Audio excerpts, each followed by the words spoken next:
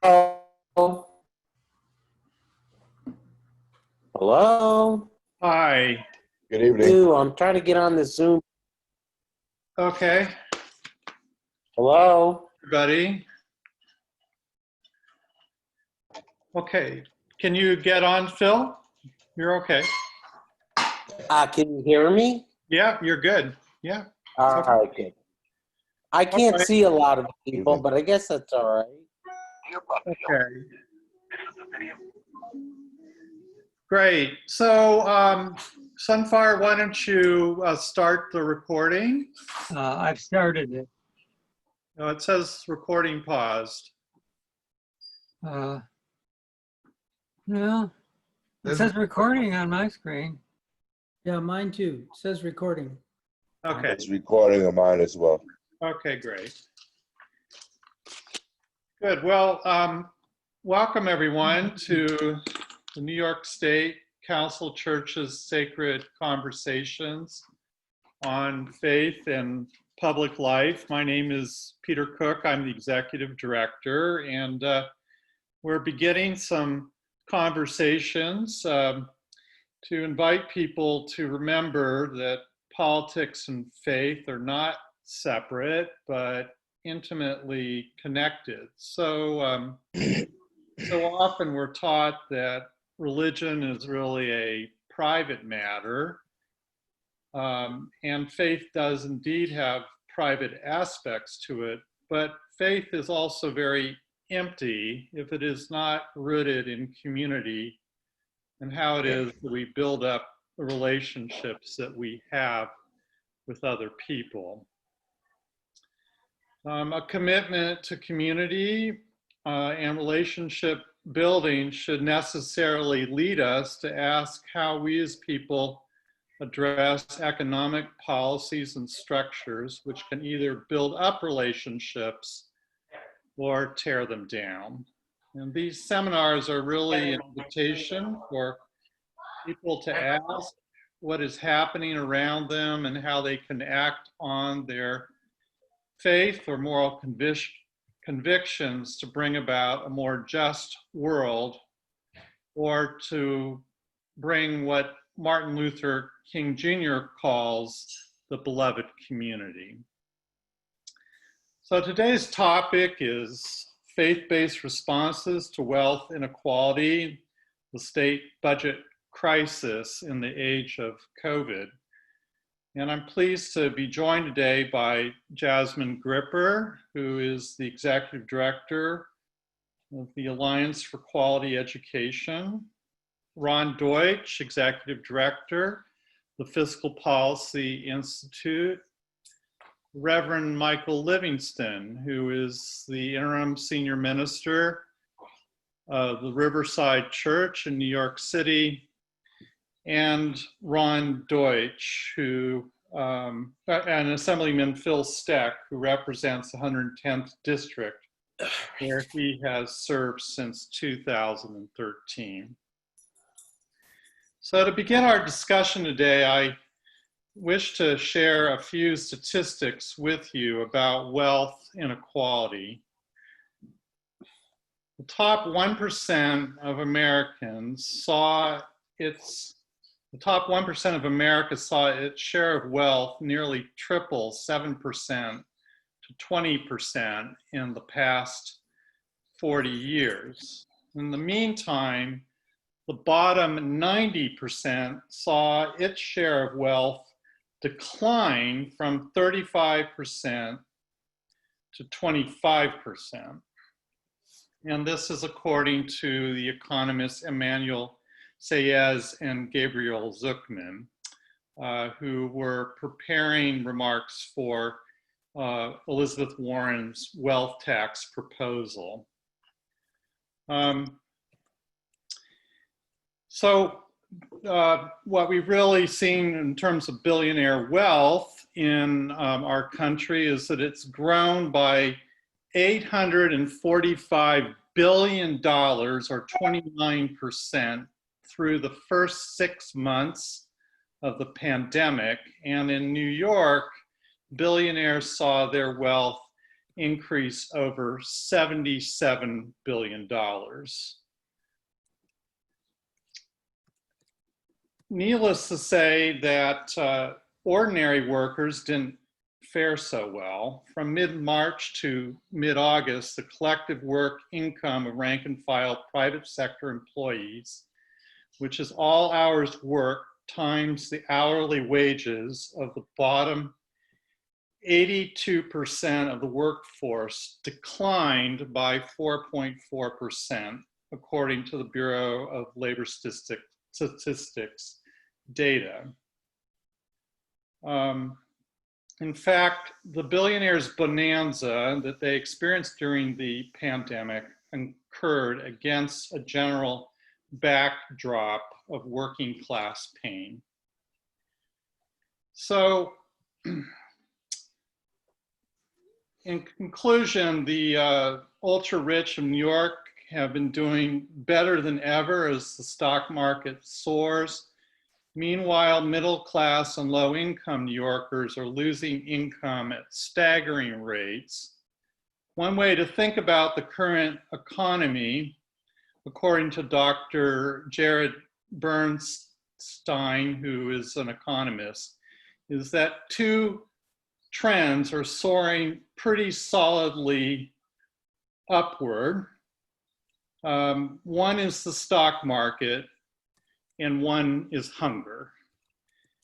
And so at this time, I would like to turn to the Reverend Michael Livingston, the interim senior minister at the Riverside Church, to see if he might comment a little bit on the problem of wealth inequality from a biblical and a theological perspective. Thank you, Peter, and I'm glad to be a part of this panel and this discussion tonight. Though, don't we all wish we didn't have to talk about things like this, because the problem of wealth inequality and the staggering gap between the most wealthy and the poorest among us is would cease to exist. Don't we all wish it just wasn't the case?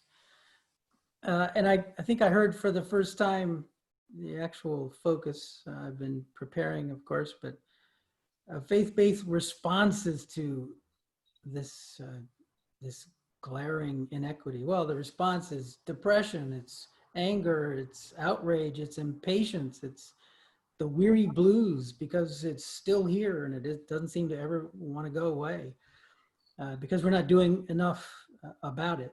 And there's no reason. And it goes far beyond the perspective of this faith group or that faith group. All of the faith groups of whatever persuasion or whatever nation or culture or continent, all abhor mistreatment of the poor. And Christianity and its foundation in Judaism is like unto others in this regard. But I want to start with just outrage. I mean, that's the response. It's outrage, and it's commitment and recommitment and dedication to change, to the kind of structural change that will make this inequity go away.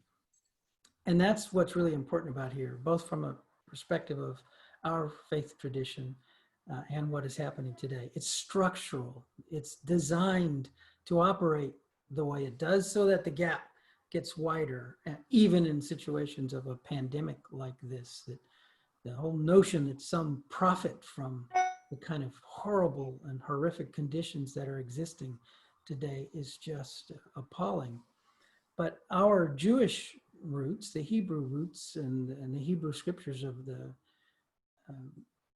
Old and the New Testament, there's a structural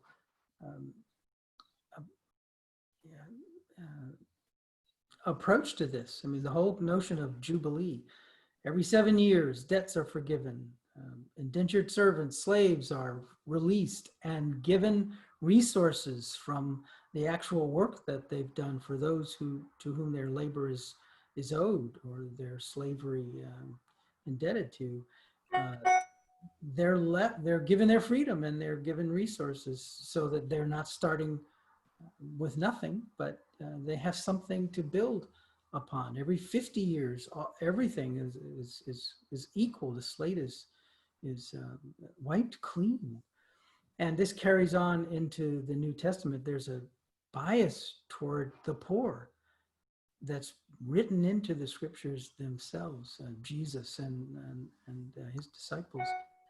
God has a preference for the poor and the vulnerable and the downtrodden and the prisoner and the elderly and the orphaned. And there are over 2,000 texts throughout the Old and the New Testament about poverty, about wealth, about justice for those who are oppressed, and justice, punishment for those who take advantage of others. The first sermon that Jesus preaches is preach good news to the poor, release to the captive, recovering of sight to the blind. I mean, the whole orientation of his ministry isn't some pie in the sky heaven. It is the real conditions of people on the earth. And it's structural. And that's what's missing from what we're seeing today.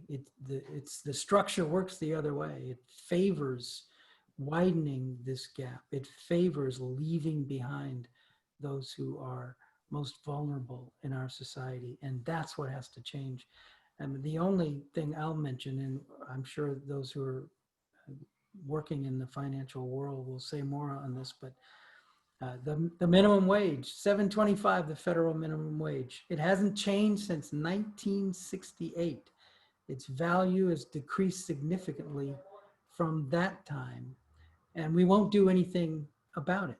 And that's structural. It's a very basic element of this, that if we actually take some action right now, Congress won't take action to extend unemployment benefits, but they're getting ready to swear in, confirm another Supreme Court justice. Our issues are structural, and it goes far beyond any religion. Just basic human decency, one to the other, is the problem that faces us. And we ought to all be outraged by this, and we ought to all rededicate ourselves to changing the systems that continue to oppress the most vulnerable among us. Thank you, Reverend Livingston, for that perspective. And we're going to, keep returning to that question of how we, lift up the poor and to offer good news, and to do that in a structural way. But I want to now just point out that more than 150,000 of New York's public sector workers who have been laid off.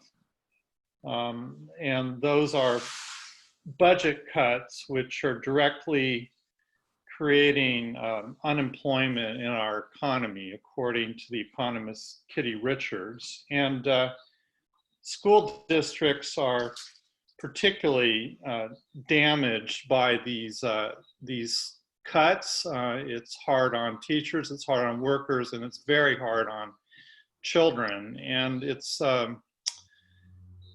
given that reality and the great disparities in how we fund our schools, I wanted to invite Jasmine to comment on the current situation. Oh, Jasmine. I got it. Thank you for having me. I really appreciate it. Many people don't know this about me, but my dad is a pastor.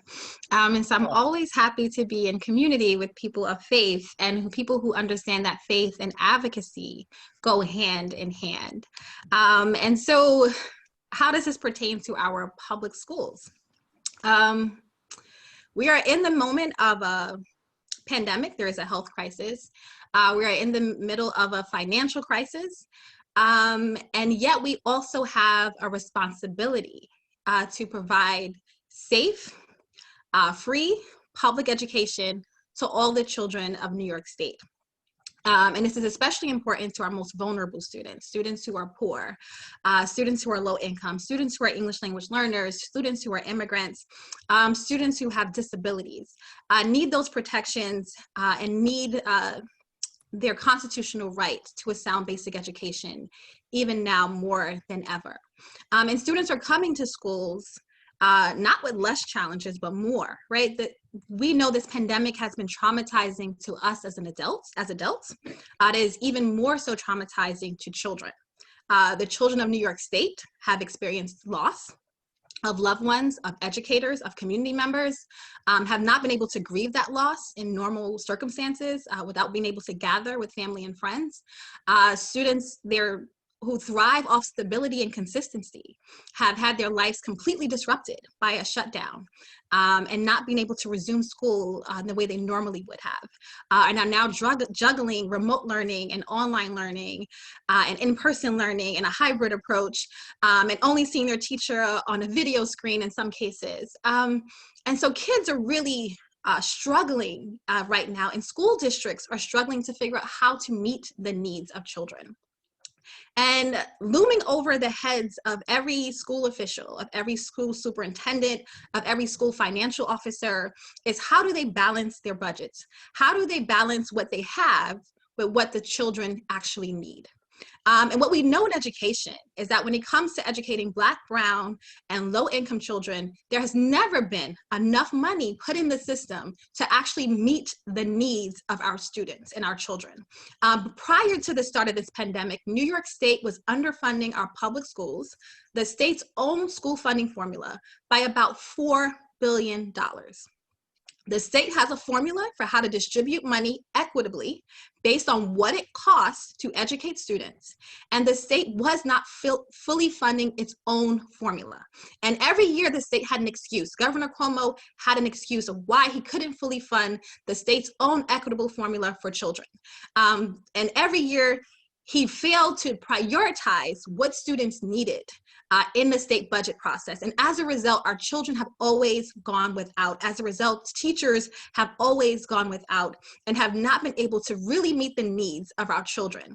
And now at a time where kids' needs have ballooned, and now at a time that we're in crisis, the governor is threatening to cut 20% from education. A 20% cut is about $5.7 billion from schools.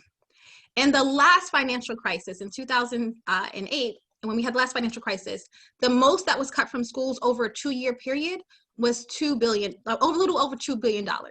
And so what the governor is proposing is that in this 1 year, in this one moment, when kids have the greatest need, he's gonna make the biggest cut we've ever seen in education and reduce school funding by over $5 billion. Districts and superintendents have already said that this is absolutely devastating. This would be catastrophic. It will reduce learning to a bare minimum, if we can even call it that. What we've seen is superintendents and school districts have already started making layoffs in the hundreds. Albany School District, Schenectady School District, Rochester City School District have laid off hundreds of educators already. We heard announcements today. The Yonkers delegation talked about how many educators they would have to lay off, how many preschool programs and classrooms have already closed because districts cannot afford a 20% cut. And what I always want to point out is that budgets are about priorities. Either we will prioritize the education of our children, we will prioritize their needs and giving them the resources and tools that they need to thrive, or we will prioritize protecting their ultra rich and the elite and their wealth. And in this budget, or in this moment, Governor Cuomo is choosing to prioritize protecting the ultra rich at the expense of the education of our children, at the expense of what children and families need in this moment of crisis. And so I want to be clear, the 20% cuts have not hit education. They have hit other issues in the state budget. The governor has been withholding 20% of aid. He has not withheld 20% of aid in education. He is threatening to do it. We heard that the September payment, which was the largest payment school districts get in the school year, he was really ready to start cutting schools at that moment. Parents across New York State ramped up their advocacy. I think, in early or mid-September, we had rallies all across New York State. We had parents gather in Buffalo, Rochester. We had 2 rallies in Albany, one outside the governor's mansion. We gathered in Rome, New York, in Kingston, and we gathered at the offices of the Speaker, Carl Hastie, and the Senate Majority Leader, Andrea Stewart-Cousins, and we said, you need to protect children, not billionaires. About 2 or 3 days later, Governor Cuomo said he wasn't going to withhold the September payment from schools, that schools could count on their full September payment, and he was expecting someone to pat him on the back.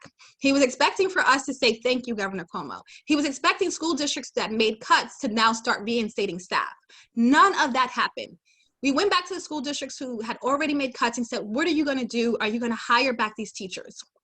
And the school district said no. They said, the governor said he's not making the cut in September, but he gave us no guarantees about October.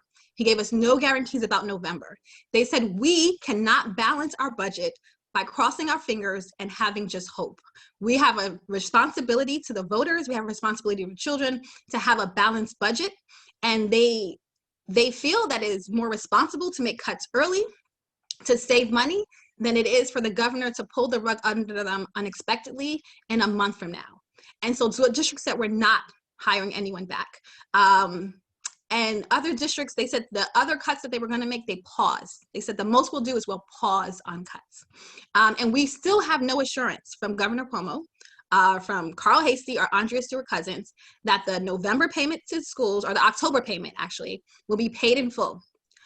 We have no guarantees about the November payment. And when we ask state officials, where do you stand on this? Or can our schools have a guarantee? They say, we're waiting for the federal government to act. We're waiting for Washington to do something. They just left Washington today and they did nothing. We cannot depend on Washington to save us. New York State, above all else, cannot depend on Washington, especially this White House, to save us.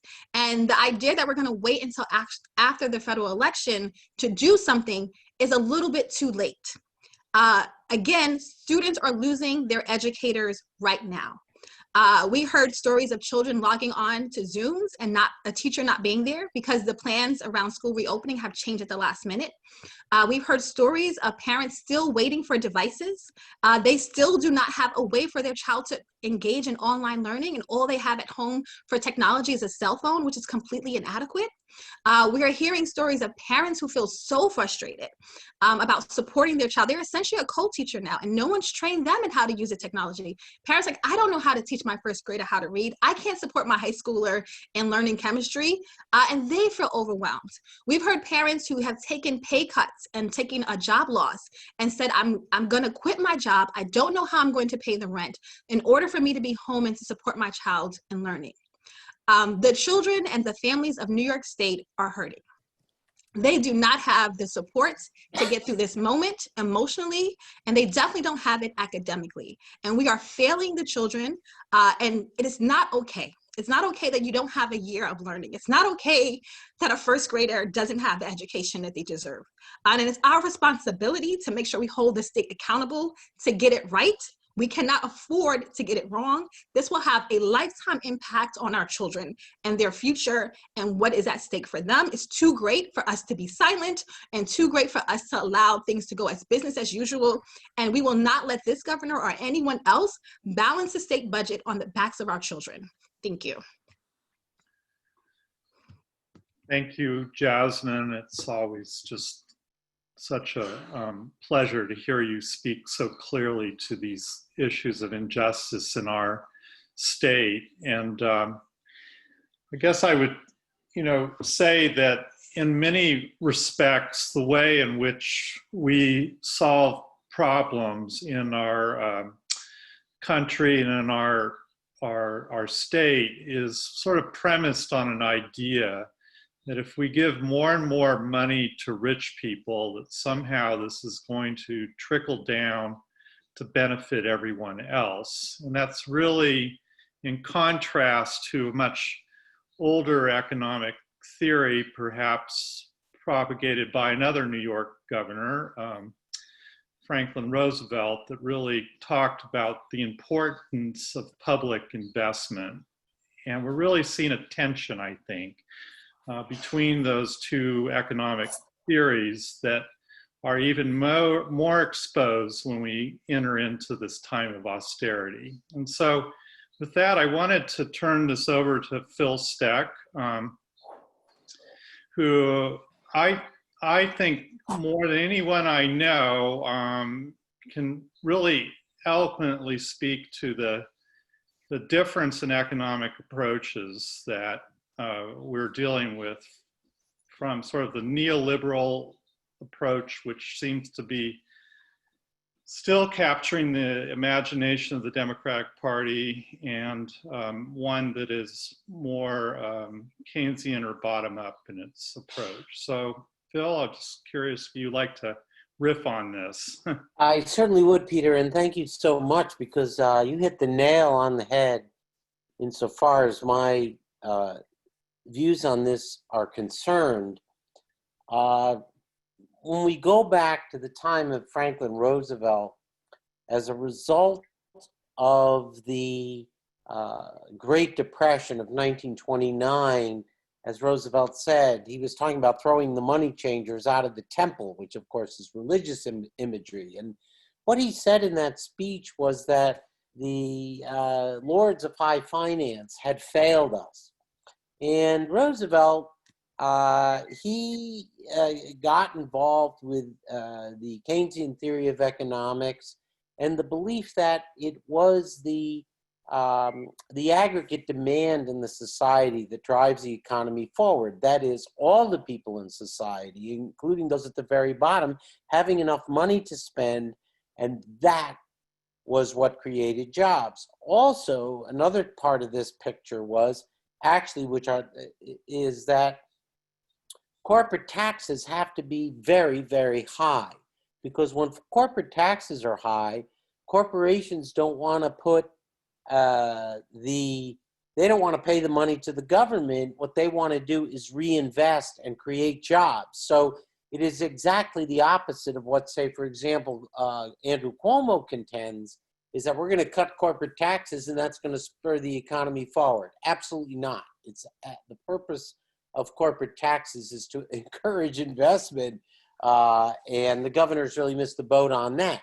And why has the governor missed the boat on all these issues? It really comes down to the state of politics in 1980.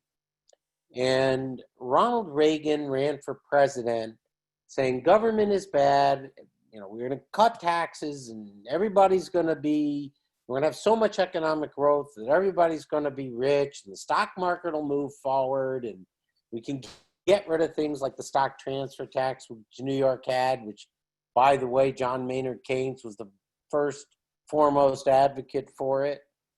And that's going to drive our economy forward. And there was a president named Bill Clinton who took up the viewpoint that we've got to be, as Democrats, more like Ronald Reagan in order to win elections. We got to raise more money from the wealthy, and otherwise we're going to be stuck in the sand. We've got to go more in a neoliberal free market direction.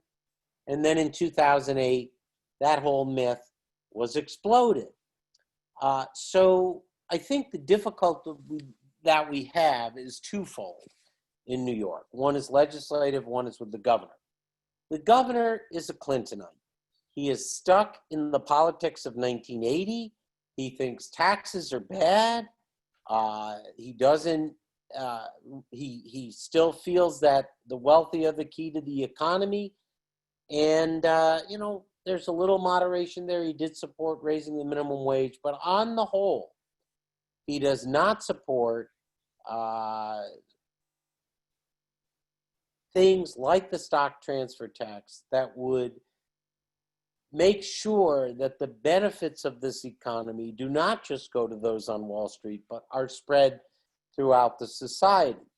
So what we really need is a complete change of economic direction. And the second part of this is the reality of how the legislature works. We have a legislative staff, many of them who have risen up through the ranks, were taught by people who were around in 1980 when, for example, we went down the Reagan road and we eliminated the stock transfer tax. tax. And by the way, all Donald Trump is Ronald Reagan on steroids. It's the same message. There's no difference there. And we have staff that have accepted these neoliberal dogmas as they've been passed down from generation to generation. And when we come up with things like the stock transfer tax, which we're trying to restore, we get this argument that Wall Street's going to move and all kinds of crazy things. But this discussion is not about the stock transfer tax per se. We had a fantastic panel discussion. We had Nobel Prize winning economist Joseph Stiglitz, which was amazing to get, and we addressed all of these issues. But I think what we fundamentally need is we do need, as Peter said, to go back to the Keynesian theory of economics, which produced the largest middle class in the world, which produced a stable economy for decades. It is when we went away from that approach and went into the free market neoliberal economics that we started getting into trouble with huge accumulation of wealth. As Joseph Stiglitz has said, capitalism can work for everyone, but it takes the government coming in and being committed to the types of regulation, the types of taxation that make sure that capitalism works for everything. So the problem that we have when we're talking about schools or whatever the issue is in the New York State budget is the lack of revenue.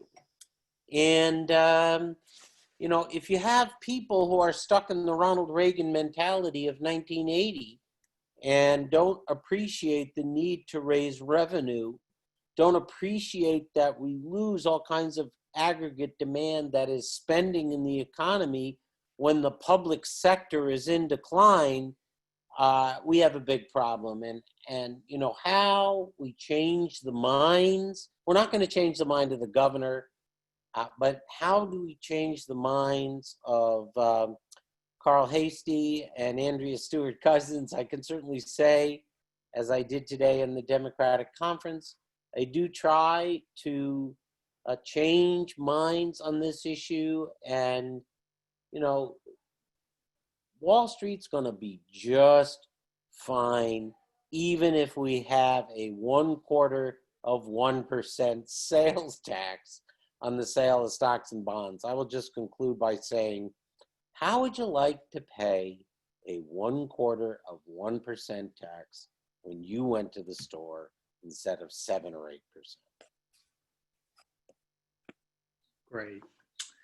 Well, that, thank you, Phil, for that great overview, and just so appreciate your willingness to hold up that vision in, you know, in this political environment right now. It's just so critical. But this is like a great segue, I think, to Ron Deutsch. And Ron, I just kind of wanted to ask if you could talk a little bit about our skewed tax system in New York. You know, I hear the governor and others say that rich people pay so much tax, and if we raise their taxes anymore, they're going to leave the state. And so it ends up scaring everybody, and we kind of enter into this period of austerity. So curious if you might reflect a little more. I don't know if you paid more than $750 on your income taxes to help us out, but I'm hoping so.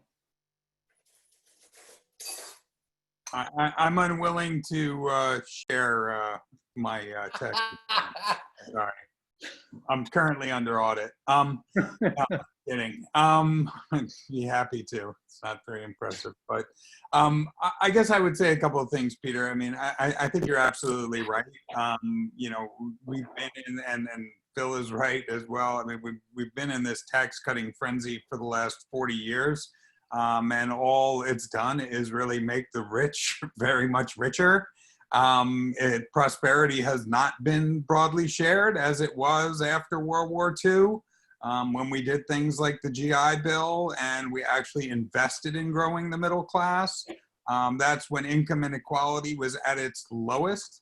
But right now we live in a state with the greatest income inequality, where the top 1% make about 44 times that of the bottom 99%. And the top 1% are also, by and large, paying a smaller percentage of their income in state and local taxes than the poorest residents do. I mean, in effect, in New York, for all the talk about how progressive we are, we have virtually a flat tax system in our state. Even though we have a progressive income tax system, the regressivity of the property tax and the sales tax really drives that down. So, but you often hear the governor citing these figures, and others, more conservative individuals, talking about the fact that, the top 1% already pay 40% of the income taxes. Well, I mean, how can we possibly make them pay more than that? But what they're not telling you is the top 1% is basically getting 40% of the income.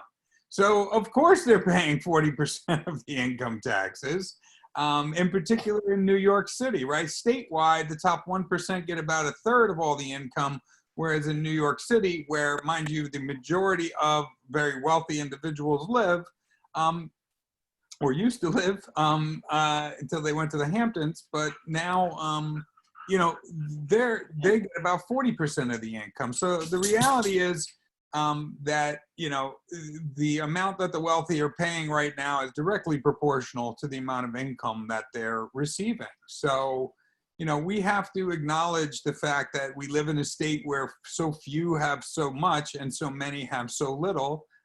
And realize that that's simply wrong. It's bad for the economy when wealth is concentrated so much at the top. We are a consumer-driven society. Wealthy people will continue to do well if people at the bottom continue to have money to purchase goods and services. That makes wealthy people wealthier, right? Because they're the ones generally selling those goods and services. So we really need things like expansion of earned income tax credits, a universal basic income. We need to make sure that we have a floor by which people do not fall beneath. So we have a lot of work to do in New York, right? We know that by and large, the top 1/10 of 1% have an average annual income of about $74 million.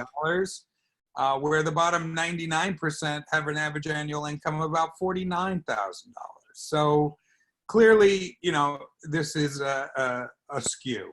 And we really need to make sure that we kind of reverse this trend and make it so that, the wealthy pay a little bit more. So we've been having this discussion now for quite some time. The governor will insist that people are moving, but the evidence is completely to the contrary. We had Christabel Young, an economist out of Cornell University. He kind of did the definitive research on this and found that 99% of millionaires aren't moving, right? People move because they're in search of economic opportunity. Millionaires and billionaires have found their economic opportunity. In fact, in New York State, and Peter, you talked about national figures, but we have about 118 billionaires in New York State. And since the pandemic began in March, they've seen their incomes increase by about $77 billion. That's both staggering and unconscionable when we're talking about making these massive cuts to public services, to human services, to programs across the board. We cannot do that. We're going to be balancing the budget on the backs of those who have been hit hardest by this pandemic. So I would suggest that the governor really needs to be the one to be moved here. We had 105 legislators sign on to a statement of principle, majority member legislators in the Assembly and the Senate sign on to a statement of principles basically saying there shouldn't be budget cuts until we ask those with the most to contribute a little bit more. So, folks at the very top, if we look at our personal income tax proposals that have been floated, if you're making more than $5 million, $10 million, $100 million a year in this environment, you most certainly can afford to pay a little bit more. Neighboring New Jersey just increased their top tax rate to 10.75%. If we were to simply follow New Jersey's lead, we could generate an additional $5.3 billion in revenue in New York alone. And there are other, really solid proposals on increasing revenue. Certainly, Assemblyman STECK, the stock transfer tax is one of them. Something we've been pushing for a long time, and we think is an important piece of this puzzle, because when you look at what's been increasing during this pandemic, what's going up is the stock market and hunger. So those two things should be neither of those should be going up during this economic crisis. But we've basically propped up the stock market with all sorts of government subsidies and whatnot. So, the reality is, I think it was the book of Mark, the Gospel of Mark, that said it's easier for a camel to pass through the eye of a needle than it is for a rich man to enter the gates of heaven. So I will end with that. I probably shouldn't be quoting scripture, but I am an ordained minister through the power of the World Wide Web. So, Thanks, Ron. Well, maybe that's a nice segue to say, what are some steps that you would favor short-term and long-term, to address wealth inequality, and what's sort of your moral, theological, ethical vision to that guides those steps? And Michael, I don't know if I could come back to you here.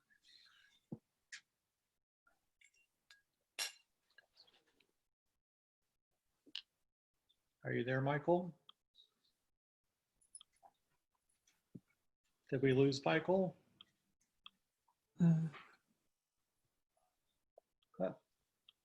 we may have. Might have lost Michael. Is he in the waiting room by any chance?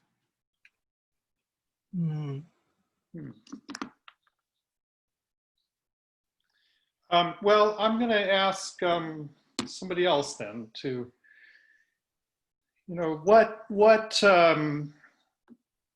Jasmine, you grew up in a religious family.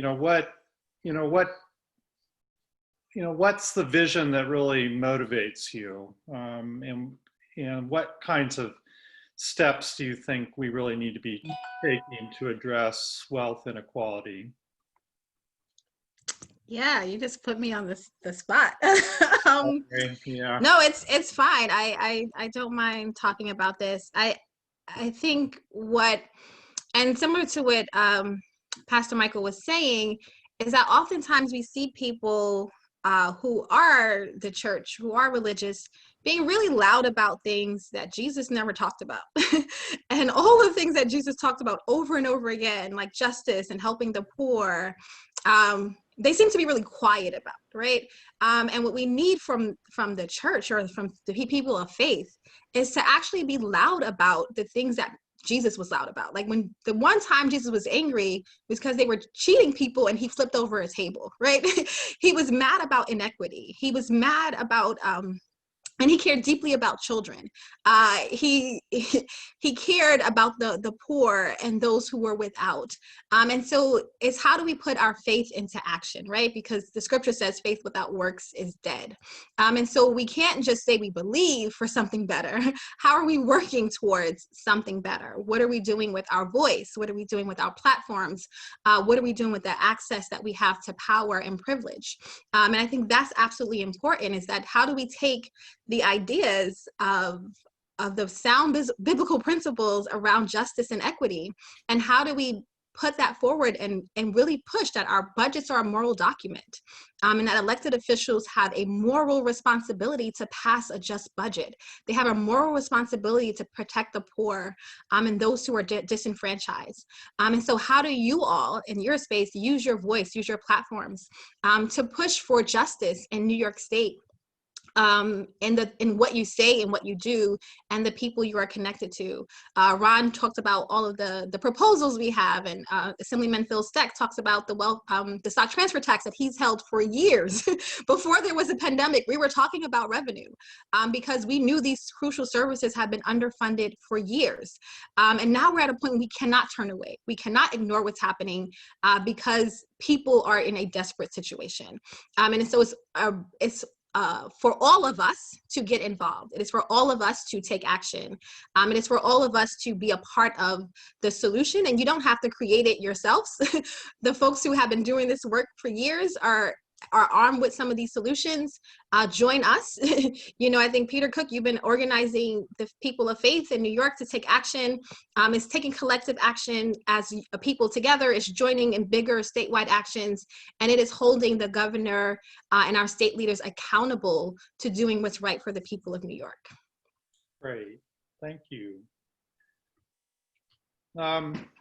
Curious, Phil and Ron, and really anybody else on this call, how, what's sort of the moral or ethical thing that drives you, and what specific solutions would you have to deal with wealth inequality at this time? I guess I'll jump in here. I think the golden rule of treating people how you want to be treated makes the most sense to me. I don't want to see people go hungry. I don't want to see people be poor. I don't want to see people be homeless. I think these things are human rights. The right to food, a right to housing, right to health care. And too many of these are now privileges rather than rights in our society. So I think we need to take a real hard look at making sure that we are guided by more moral principles than we are right now. So I guess, I would suggest a complete overhaul of our tax structure in New York and in our country, quite frankly, that seeks to put more money in the hands of people who desperately need it to survive, rather than just simply putting more money in the hands of people who are never going to spend it, and it'll sit in an account and just accumulate and accumulate, and they want to talk about how wealthy they are. I think we have a moral obligation to make sure that the least of our brothers and sisters have the means by which to live a happy and fruitful life. Well, I would just follow through on the FDR theme, which is FDR had the Economic Bill of Rights. There's also another factor in this whole equation that doesn't get mentioned, but is actually looming over everything. And that is the outrageous amount of money that's spent on the military in this nation and on intervening in foreign countries with very poor records of success and generally immiserating the people in those places. But I think that the principles that Franklin Roosevelt laid out for this nation should never have been abandoned. That's my inspiration, all the great things that we accomplished in the New Deal, and it should have been just the beginning. Instead, and it's really sad, the Democratic Party has abandoned those principles, and this is actually one of the reasons why really our current campaign for president is really all about the fact that Donald Trump is very, very, very bad. It's really not about what the Democrats are going to do. because the Democrats don't have the clear agenda that Roosevelt set for the Democratic Party. And one of the most interesting books I've ever read is called Roosevelt's Purge. And I'll conclude this comment with this because it's an absolute contrast to Barack Obama. So, you can't say anything negative about Barack Obama. Well, here's what Franklin Roosevelt did. When Social Security didn't pass, he went around the country campaigning against Democrats in primaries who wouldn't support Social Security. And there was a primary in Florida where the New Deal Democrat won and defeated the conservative Democrat. They all got scared of the president and they supported Social Security. In contrast, when Barack Obama was president, was given this tremendous opportunity as a result of the financial crisis of 2008, his idea was, we're going to try and work with the Republicans. We've got to have, a healthcare plan because that's the best we can do, the one that I came up with, which was really a Republican plan. And, there was no sense of going American people and saying, here's what we need to do, like Franklin Roosevelt did. And that has left the Democratic Party as a party. Barack Obama was a very elegant and intelligent man. He was well liked, but the Democratic Party still did not stand for the principles of Franklin Roosevelt. I think that's what's needed, because we have to be able to tell people in America that the Democratic Party is going to make your life better. I'm going to open it up for any other comments, but I'd just say one other thing about this, and that is that during the Great Depression, we know that many churches and synagogues and other religious institutions said, we can't handle this social safety net anymore by ourselves. We cannot do charity to address issues around aging or orphans or this kind of thing, and that we really need to have the federal government to step up.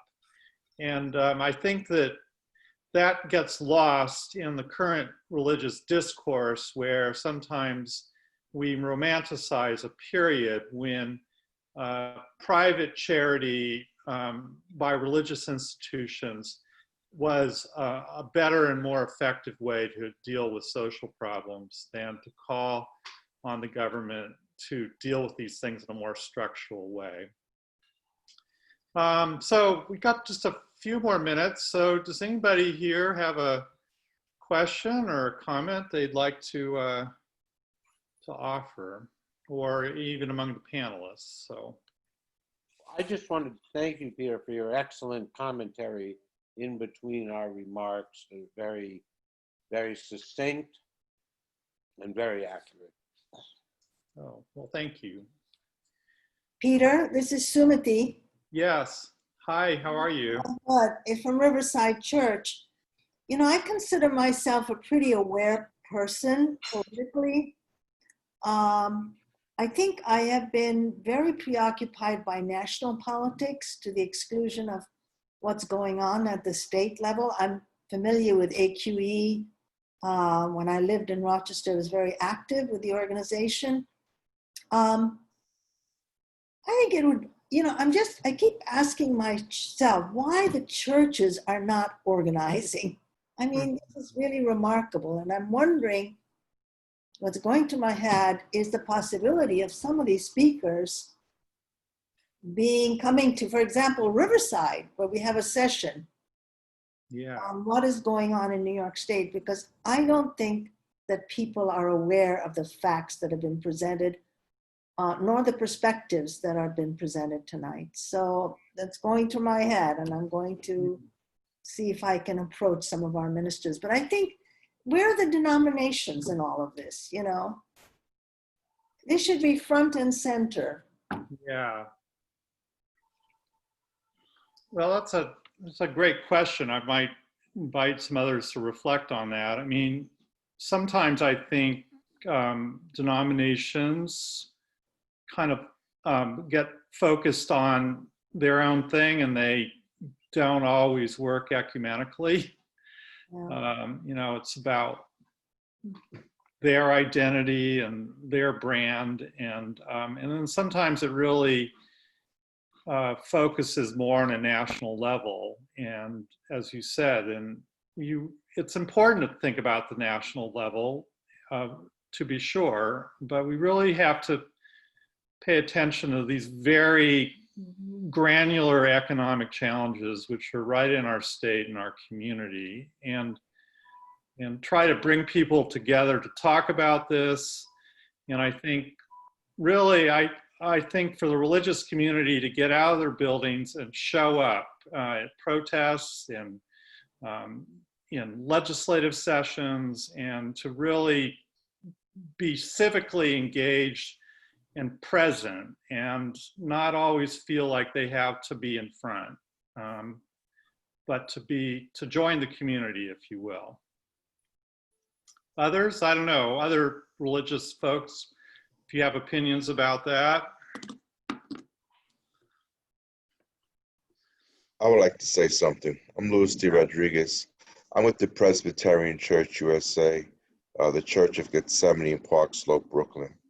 I'm the ruling elder and the clerk of session for that church.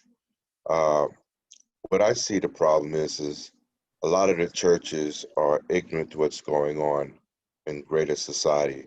I mean, of course, they know that the people are hurting, but they're basically at a standstill as of not knowing what to do.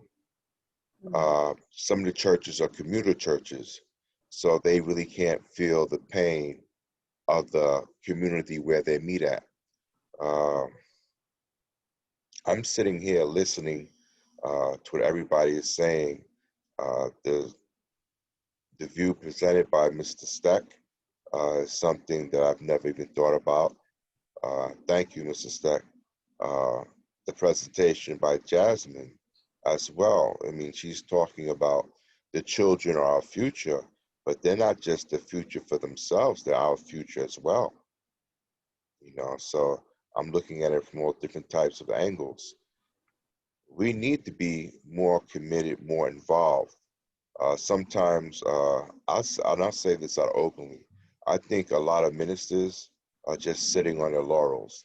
They're not being engaged in the community, they're not being engaged with the legislation, and they need to be more publicly aware. A lot of times when I go to these functions, I encourage my minister, and I let her know what's going on and which way we probably should be moving. I mean, we have a vibrant prison ministry, and we've partnered with several other churches to help people who are coming home from prison to try to reintegrate back into society as smoothly as possible. We need to be doing more. And I know I'm sitting in a hospital right now. Hopefully, I'll be going home in maybe 2 to 3 months once I start to stand and start taking those steps again.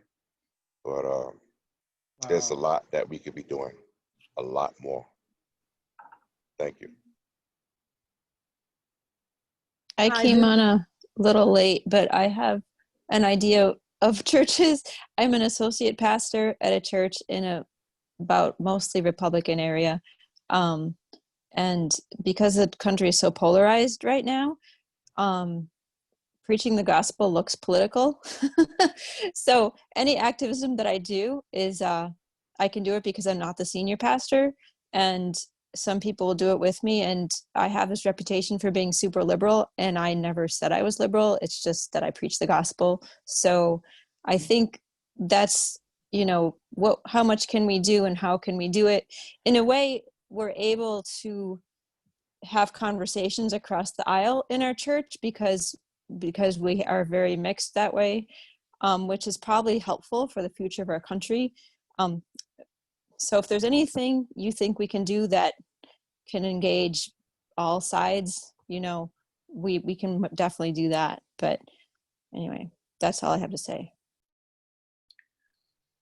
Well, Cheryl, good for you. I mean, it's so many of our churches are very politically divided, and I think, but part of what the church needs to offer is a place where people can really talk to one another and to look at these differences and how we, live into those differences, in light of the gospel and, or in terms of scripture, or, if you're Muslim or, from our sacred texts.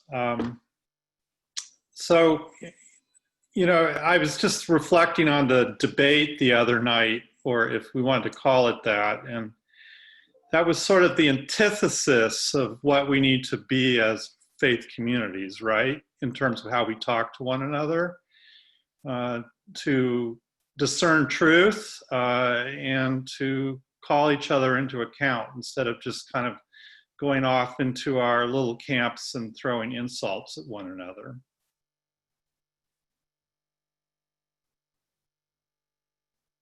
Ron, I know you have to go here at 8. I'm going to hold this just a couple more minutes, and Ron, but I don't want you to feel like you're having to hold on here if you have to go. I appreciate that, Peter. And I just wanted to say how much I appreciate you and the work that you're doing, and the work of the New York State Council of Churches. I've been working with you for some time now, and I'm always amazed by your energy and passion for these issues. So thank you. Appreciate it. And thanks to all of you as well. Every faith person needs a good economist. Jesus was a great economist himself, but I'm happy to throw the money changers out of the temple anytime. okay. Thank you all. Appreciate it. That's wrong. If you don't mind, I'll hold maybe 3 more minutes and just ask if there's other comments that people would like to make. How is it going for you to try to live out your faith in terms of addressing these issues of inequality and structural injustice?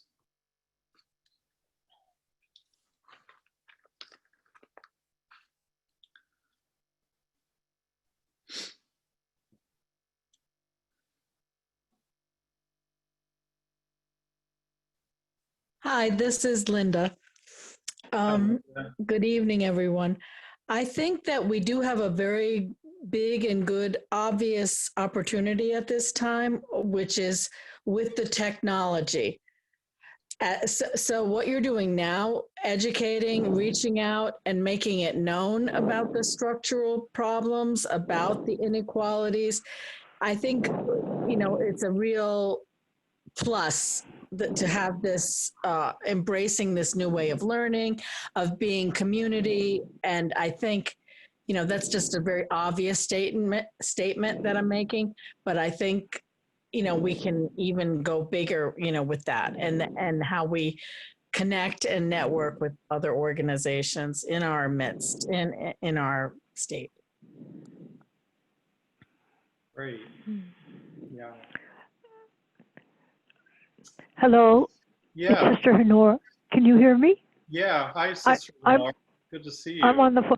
Well, as I say, I would say for you that I see you everywhere. So I don't know when you eat and sleep. But this was a very helpful thing. Some of the stuff is very, very complicated, and people's notion, of what's religion or, it isn't simple. And I often, you feel very conflicted, and it isn't always easy, to like coordinate with other people. I think the Catholics are having still the difficult time of the people would like to do now this more continuous, this sort of broader life issue type of thing. but there is real pain and real conflict around some of it. I mean, the you know, I don't myself, you know, dismiss right to life people.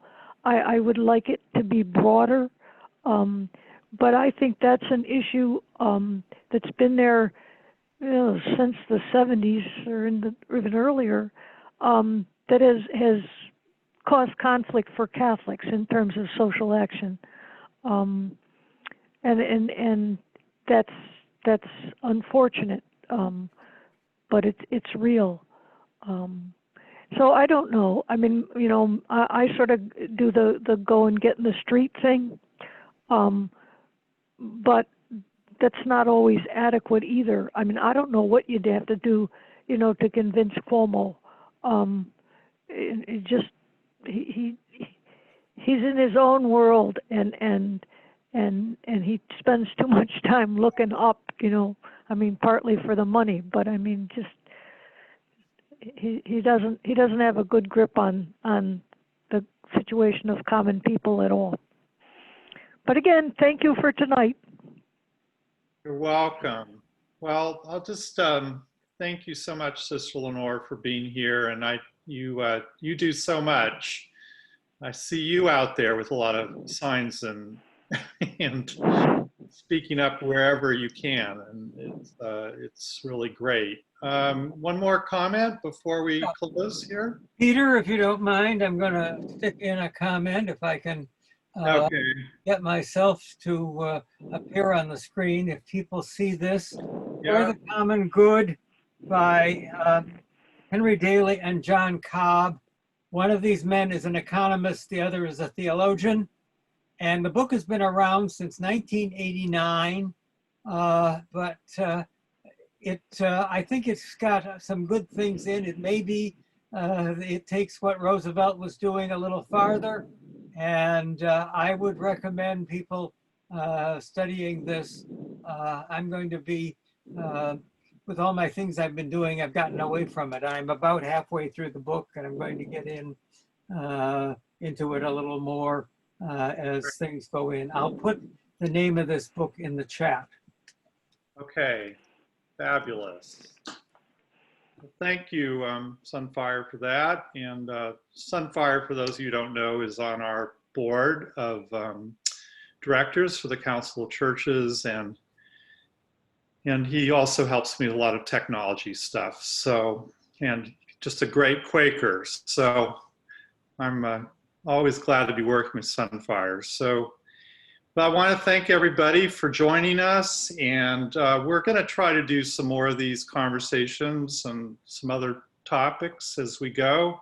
This is sort of a bit of an experiment, and I wanted to get the very best people I could find to you know, address this topic of wealth inequality, and I don't think any of us were disappointed. So thank you.